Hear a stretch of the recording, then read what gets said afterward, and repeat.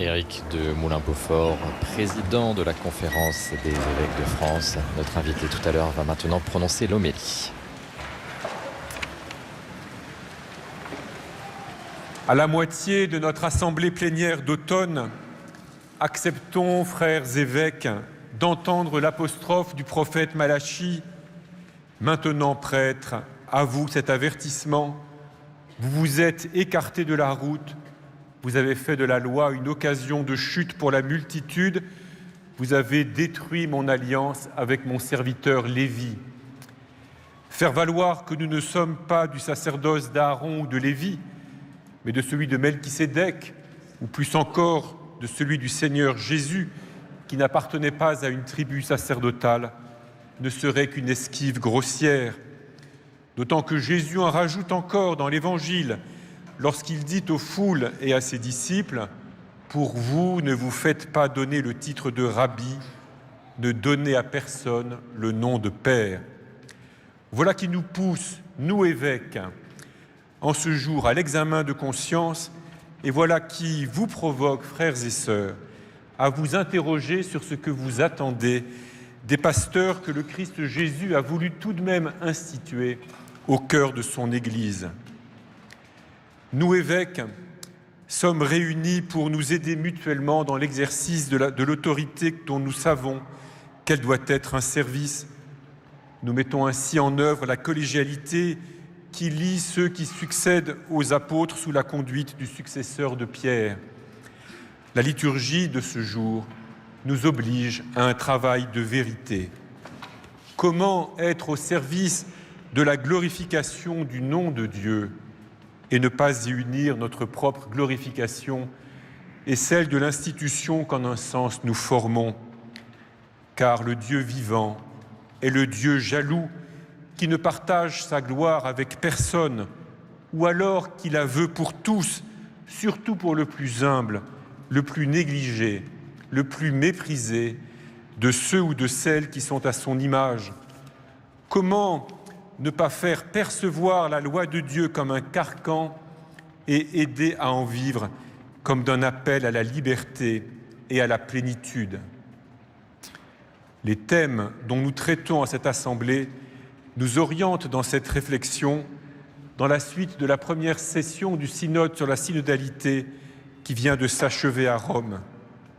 Nous abordons tous ces thèmes conscients que notre Église, par ce qu'elle a d'institué, est une organisation de pouvoir plus que nous le voudrions et peut aggraver les perversions liées au pouvoir parce que le nom de Dieu lui est confié. Et conscient aussi, non moins, de notre responsabilité de proclamer la bonne nouvelle de Dieu, de faire entendre le kérygme, la joyeuse nouvelle du salut, à celles et ceux pour qui la foi chrétienne n'est plus l'air qu'ils respirent depuis leur enfance. Car si le prophète s'adresse aux prêtres, même à ceux du temple, comme nous l'avons entendu, ce n'est pas pour que ces prêtres renoncent à jouer leur rôle au service du peuple, mais pour qu'ils y reviennent. Si Jésus dénonce le risque qu'il y a à se faire donner le titre de rabbi ou à donner à quiconque le nom de Père, les deux attitudes sont inverses. Ce n'est pas pour que ceux qui doivent enseigner n'enseignent plus et pour que ceux qui ont une autorité la désertent, c'est pour qu'ils exercent leur tâche à la lumière de ce qu'il fait, lui, le seul rabbi qui vaille, lui, le Fils bien-aimé du Père. Jésus ne parle pas ainsi pour que chacun ou chacune demeure seul, avec sa seule conscience pour guide, sans aide extérieure, sans structure qui l'accompagne et le porte, seul devant l'exigence redoutable du Dieu très saint. C'est au contraire pour que chacun et chacune se rendent disponibles pour entrer dans la médiation que lui, Jésus et lui seul, peut et doit offrir à tous. Saint Paul nous ouvre un chemin de crête. Aux Thessaloniciens à qui il a annoncé Jésus comme le Messie, il ne se présente pas comme un père, il se présente sous les traits d'une mère. Et qui ne sent que c'est évoqué là une proximité plus forte encore, une relation de dépendance bien plus agissante que celle de la paternité. L'apôtre précisément nous convainc que le Seigneur ressuscité envoie ses disciples les uns vers les autres pour qu'ils vivent une proximité forte et pour qu'ils partagent des biens essentiels, pas uniquement pour qu'ils échangent des idées et se rappellent des commandements. Seulement, l'apôtre a vive conscience d'être au service d'une parole qui n'est pas la sienne, d'être au service d'une annonce qui s'adresse à la liberté de chacune et de chacun, d'être au service d'une communion qui est avant tout celle de Dieu par le Christ. Il ne prend pas la place d'un Jésus parti et absent, il se met, l'apôtre, en sa chair même, au service de la relation avec celui qui vient et qui ne cesse pas de s'approcher. Frères évêques, et vous tous, frères et sœurs, prêtres et diacres, vous le savez et vous en vivez, nous ne sommes pas envoyés pour commander, mais pour aimer et servir. Nous ne sommes pas envoyés pour éprouver la force de notre propre vie, mais pour servir les autres dans la croissance de la vie, dans la croissance en eux de la vie de Jésus. Nous ne sommes pas envoyés pour imposer nos idées, fussent-elles justes, mais pour donner à tous la parole de Dieu en nourriture, et chacun grandit comme il peut ou comme il veut, avec la nourriture qu'il reçoit. L'image de la paternité peut être utile pour comprendre notre mission, mais elle doit être subvertie de l'intérieur par celle de la maternité, et celle de la maternité doit être transformée par celle de la fraternité. Nous sommes les témoins, les garants et les serviteurs de la proximité du Christ ressuscité, qui seul peut être le guide des êtres humains.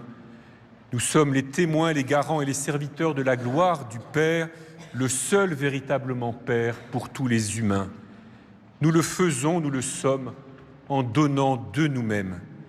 Notre récompense ne se trouve pas dans la considération que nous pouvons recevoir, mais dans le jugement du Seigneur Jésus.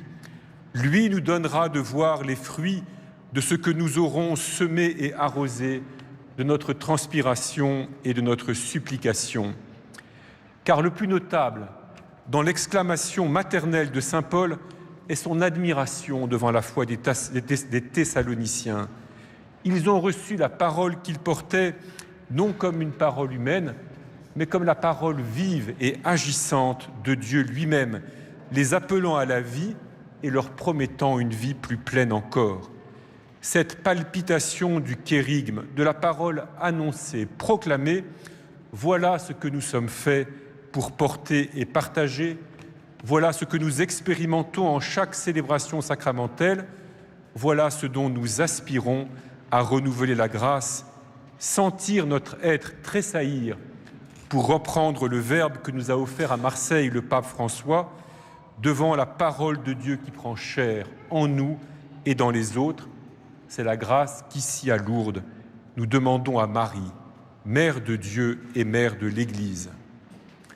Frères et sœurs, pour bien entendre la liturgie de la parole de ce dimanche, la nourriture que la Mère Église a disposée pour nous, il nous faut comprendre ceci.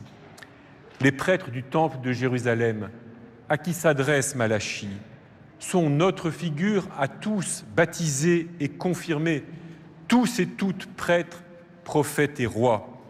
Nous risquons tous de trahir la loi qui nous est confiée et d'en faire l'instrument d'un ordre moral. Nous risquons tous d'en chercher pour nous les échappatoires, tout en imposant aux autres un fardeau augmenté de notre regard suspicieux. Tous nous savons qu'il vaut mieux faire ce que nous disons qu'imiter ce que nous faisons. Et pour nous tous, notre joie est de désigner Jésus, le seul enseignant qui ouvre à la vie, et de rendre gloire à l'unique Père, celui qui confie chacun à tous les autres et tous à son Fils unique et bien-aimé, Jésus notre Seigneur. Amen.